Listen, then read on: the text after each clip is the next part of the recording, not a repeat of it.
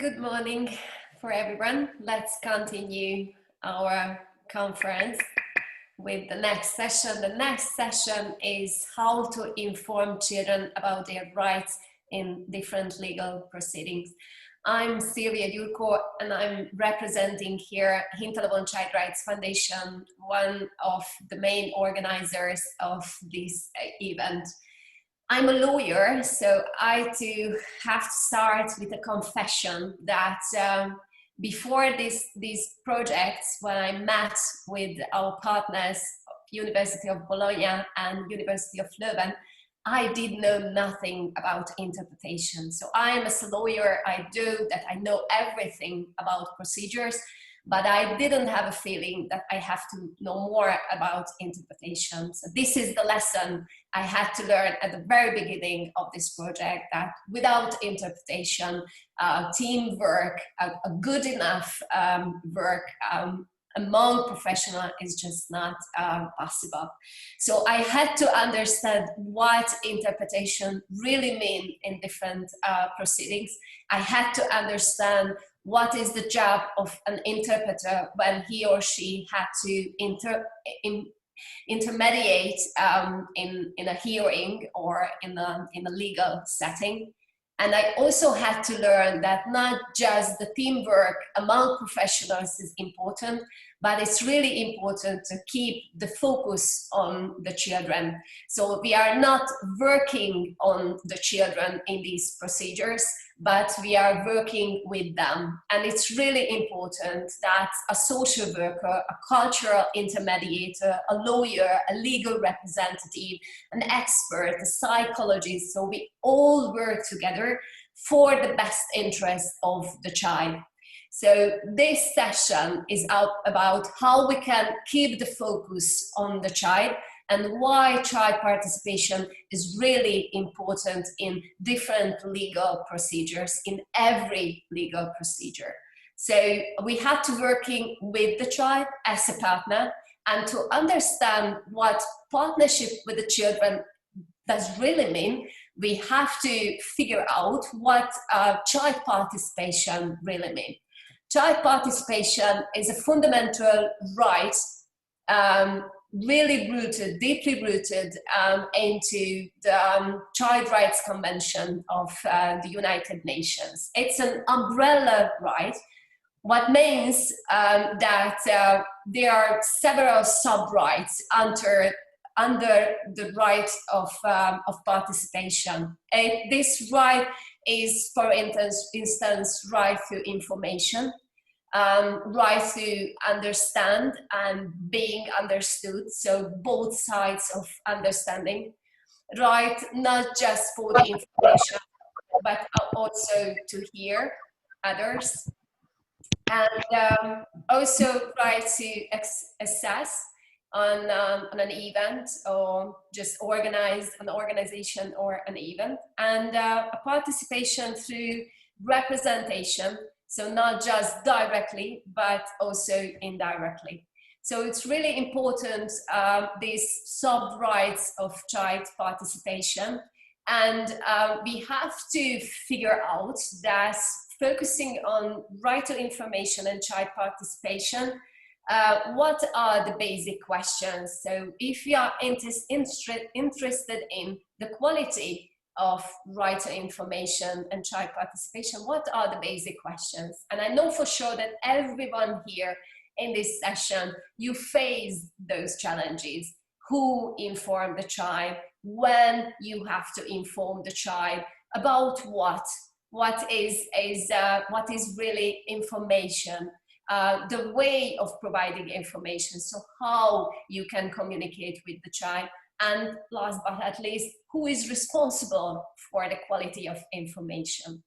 But before telling more about these questions and answers, I would like to step back and give the floor to 4 of my colleagues, very, very unique colleagues, for Child Rights Ambassador, who worked in this project with us and who can tell you more about the meaningful way of child participation and what is their understanding on right to information. So please welcome Botos Victoria, Juhász Lili, Kerék Rebecca, és Mátai Magdi, our child rights ambassadors.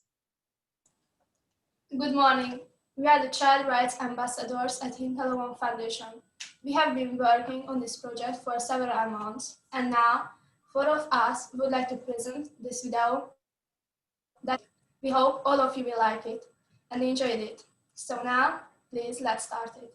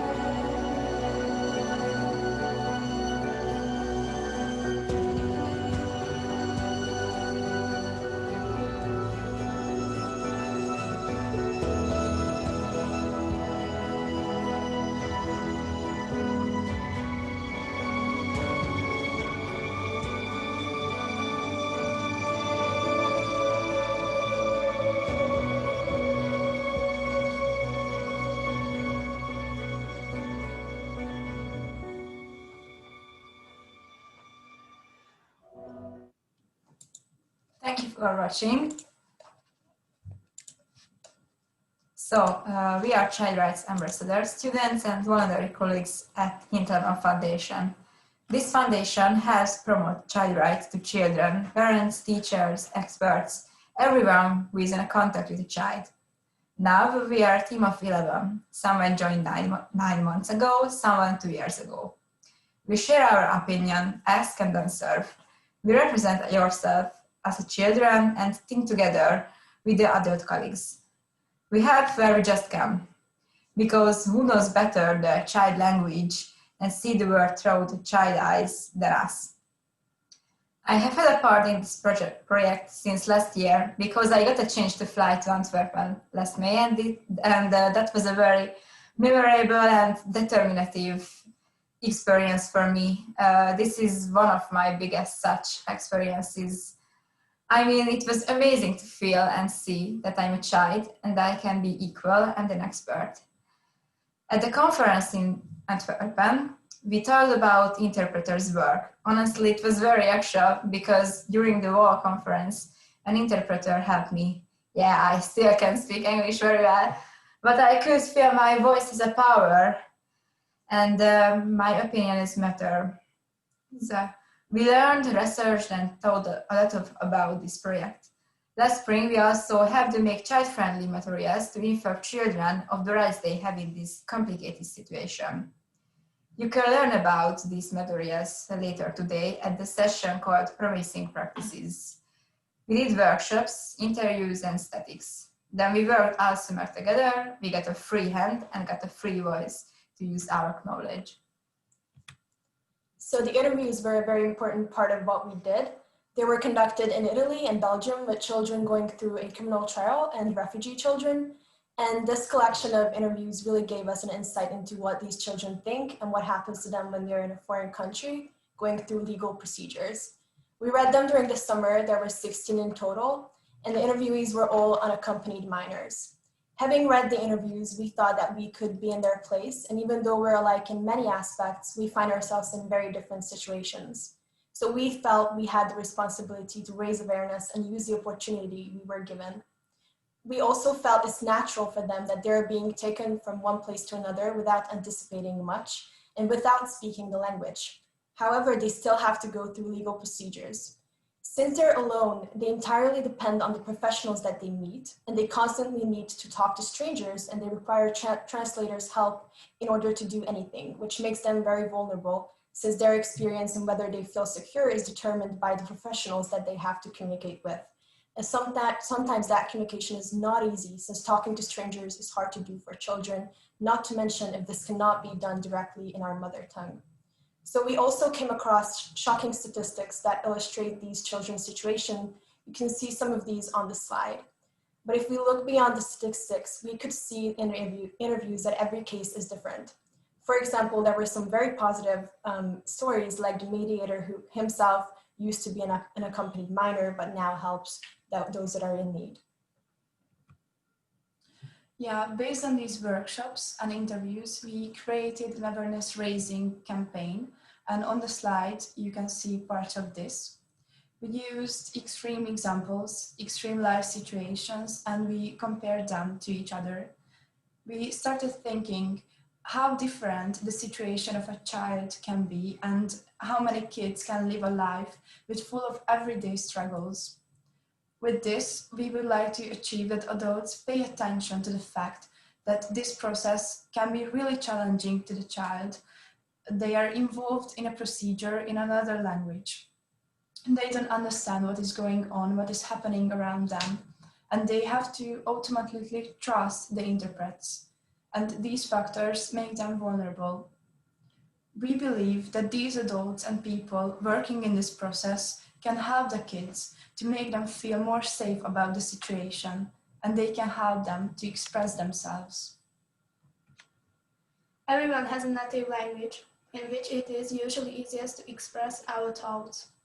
Speech is one of the simplest forms of communication. Beyond communication, language defines our culture. Az egyetlen módja a kommunikációnak. People around the world speak different languages. Az emberek szerte a világban különböző nyelveken beszélnek, So it is important that we learn foreign és languages. éppen ezért So that we can communicate with others even ez without. fontos. I had a good experience using a foreign language when I met Russian girls abroad last summer, and thanks to my language skills, we still speak in English every week. In these stories and situations, only one thing is common. They are all children. No two cases are the same. There is no one single pattern that can solve every problem and that we can use for every child. Everybody is different and special. Everybody needs personal attention. Anyway, this is a hard and difficult situation. So we easily forget that they are children who see the world through different eyes.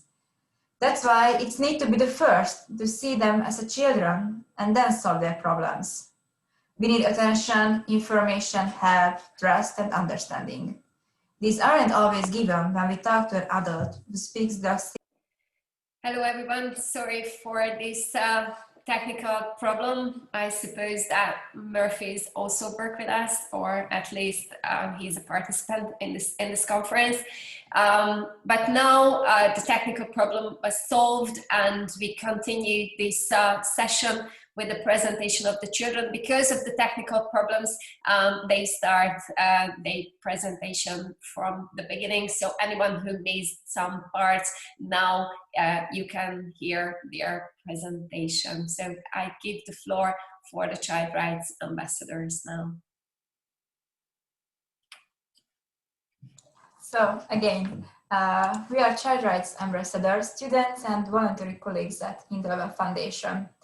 This foundation helps promote child rights to children, parents, teachers, experts, everyone who is in contact with a child.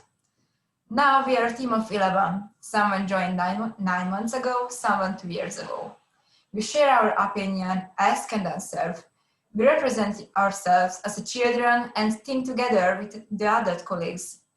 We help where we just can, because who knows better the child language and see the world through child eyes than us? I have had a part in this project since last year, because I got a chance to fly to Antwerpen last May, and that was very memorable and determinative experience for me. This is one of my biggest such experience. I mean, it was amazing to feel and see that I'm a child and I can be equal and an expert. At the conference in Antwerp, we talked about interpreters' work. Honestly, it was very extra because during the whole conference, an interpreter helped me. Yeah, I still can't speak English very well, but I could feel my voice as a power and my opinion matters. We learned, researched, and thought a lot about this project. Last spring, we also had to make child-friendly materials to inform children of the rights they have in this complicated situation. You can learn about these materials later today at the session called Promising Practices. We did workshops, interviews, and statics. Then we worked all summer together. We got a free hand and got a free voice to use our knowledge. So reading interviews was an important part of what we did. These were conducted in Italy and Belgium with children going through a criminal trial and refugee children. And this collection of interviews gave us an insight into what these children think and what happens to them when they are in a foreign country going through legal procedures. We read them during the summer. There were 16 in total, and the interviewees were all unaccompanied minors. Having read the interviews, we were thinking that we could be in their place, and even though we're alike in many aspects, we find ourselves in very different situations. Therefore, we have the responsibility to raise awareness and use this opportunity that we were given. We also felt like it's natural for them that they are being taken from one place to another without anticipating much and without speaking the language. However, they still have to go through legal procedures. And since they're alone, they entirely depend on the professionals that they meet, and they constantly need to talk to strangers, and they require translators' help in order to do anything, which makes them vulnerable since their experience and whether they feel secure is determined by the professionals that they have to communicate with. And sometimes this communication is not easy since talking to strangers is hard to do for children, not to mention if this cannot be done directly in our mother tongue. We also came across shocking statistics that illustrate these children's situation. You will see some of these on the slide. But if we look beyond the statistics, we could see in the interviews that every case is different. For example, there were some very positive stories, like the mediator who himself used to be an unaccompanied minor, but now helps those that are in need. Yeah, based on these workshops and interviews, we created an awareness-raising campaign. Later you can see this. We used extreme examples, extreme life situation, and compared them to each other. We started thinking about how different the situation of a child can be and how many kids can live a life with full of everyday struggles. With this way, we would like to achieve that adults pay attention to the fact that how challenging this procedure to the kids. They are involved in another language. They don't understand what is happening around them and what is going on, and they have to automatically trust the interprets. And these factors make them really vulnerable. We believe that these adults and people working in this process can help the kids to make them feel more safe about the situation, and they can help to express themselves. Everyone has a native language in which it is usually easiest to express our thoughts. Speech is one of the simplest forms of communication. Beyond communication, language defines our culture. People around the world speak different languages. It's important that we learn their language so that we can communicate with others even we are abroad. I had a good experience using a foreign language when I met Russian girls abroad last summer, and thanks to my language skills, we still speak in English every week. In these stories and situation, only one thing is common. They are all children. No two cases are the same.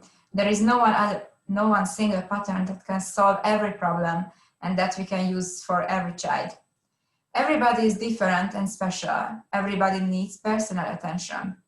Anyway, this is a hard and difficult situation. So we easily forget that they are children. Children who sees the world through different eyes. That's why it's need to be the first to see them as a children and then solve their problems. We need attention, information, help, trust, and understanding. These aren't always given when we talk to an adult who speaks the same language, are rare when we talk to a stranger, and are the most difficult to achieve when we talk to a stranger adult who doesn't speak our language and only does his or her job. That's why we have chosen this sentence as our slogan.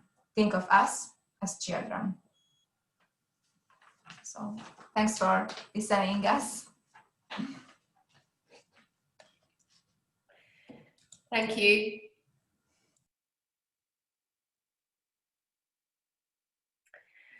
Thank you.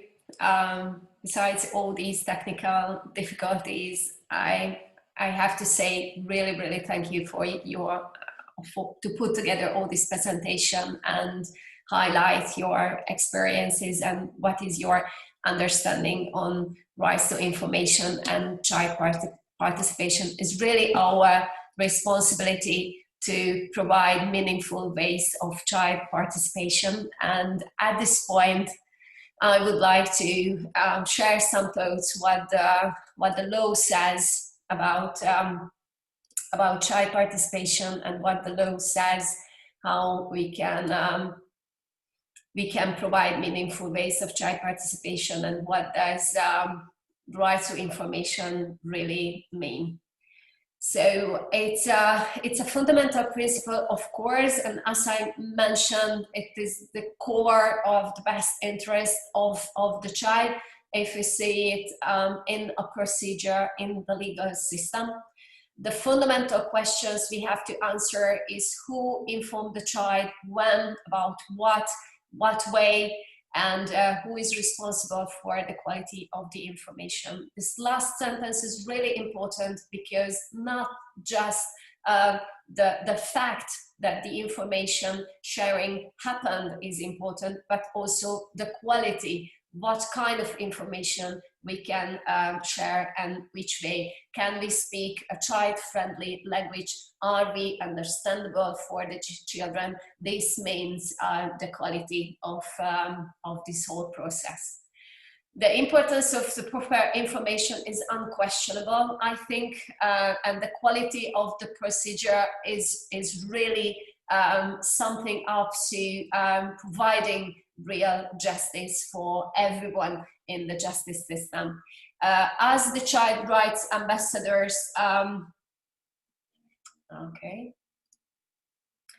as the child rights ambassadors mentioned in their presentation, that is really important for them, that it gives a sense of competence when they have this feeling that they understand what's happening around them.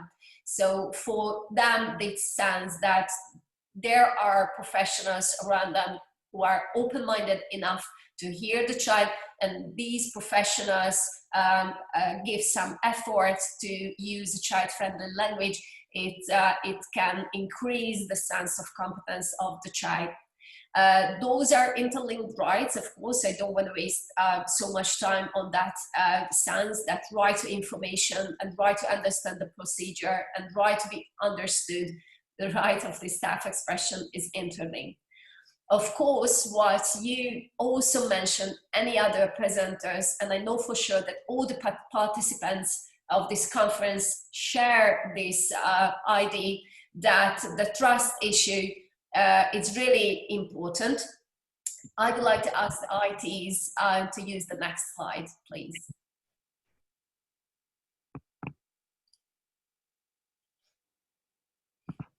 Thank you. So the right issue, the trust issue. So they have. So the children feel the trust if they have this feeling that they are understood and they are understandable for the professionals. So the role of interpreters are key and really important from that sense, but this role is unfortunately limited. It means that the interpreter has no right to fill the gaps of the communication sometimes, and they have no right to give more information for the participants. So the role of interpreters are really, really key. It's a trust related issue, but we also have to focus on the teamwork when the interpreter is just one responsible actor among the others, and all the professionals work together for the best interest of the child, to provide a chance for the children to really participate in this procedure. The next slide, please.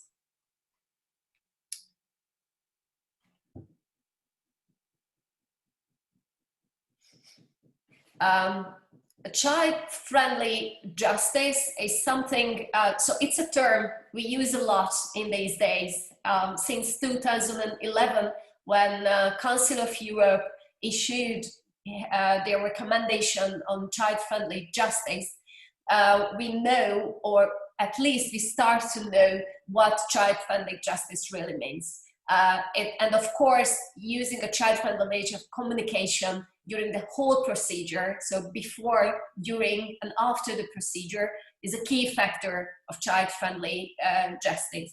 So answering the question of who is responsible to use this child-friendly language, who is responsible to share information with the child, the answer is that everyone. So everyone are responsible on sharing the information, but it doesn't mean that everyone have to talk with the child.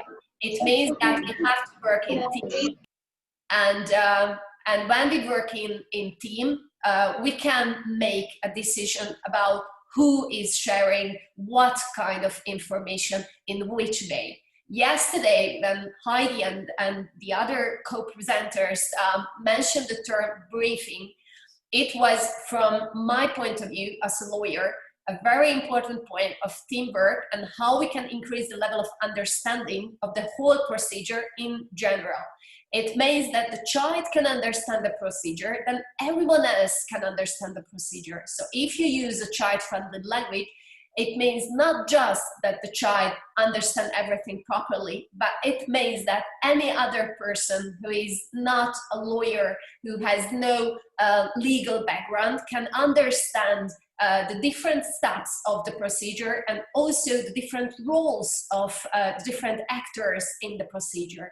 So using each other's language, it means not just the different language, but also the different professional language. As we know, the social workers use a different terminology with a different language than the lawyers, than the psychologists, than the, for instance, cultural mediators. So we have to work in team, and using a child-friendly language also encourage the teamwork. We have to understand each other at first, and then we can provide information which is consumable and understandable for the child.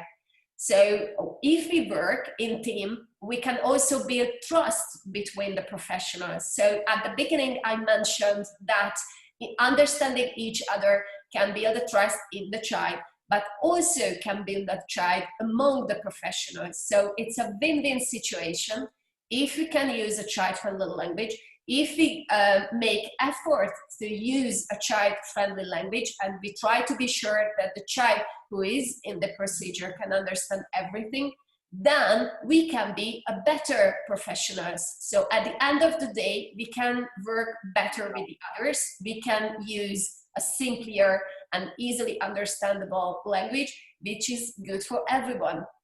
What is also really important to mitigate the secondary victimization, the risk of secondary victimization during the procedure. Everyone knows that the different procedures can be really, really harmful.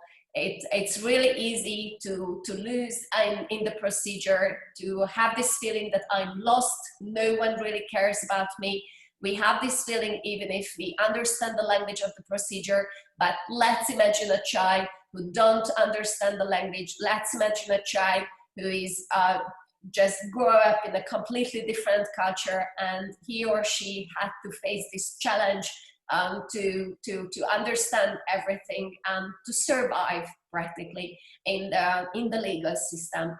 To helping the child to this survivor means that we have to mitigate the risks of secondary victimization. We have to keep attention on the special needs and rights and interests of the child, and we have to be sure that we share as much information as possible during the whole procedure. So answering our fundamental questions of who, when, and how share the information, there are no clear and simple answer. We have to figure out the solution from case by case, because we have to respect the personal needs, the particular rights and interests of the children. There are no receipt book for that. We have to focus on the particularities of the case. We have to focus on the particularities of the child, and we have to work together in team as professionals, and then we can figure out the answer who and when and how share information. What we know for sure are the principles that we have to be sure that every information we share with the child is understandable, it's in child-friendly language, and we do everything possible to share as much information as possible. So thank you for the attention. It was really a challenging presentation. It was really challenging 45 minutes for me and for the children. The child rights ambassadors in our foundation, and thank you technicians to share my presentation. If you can end it, it would be great.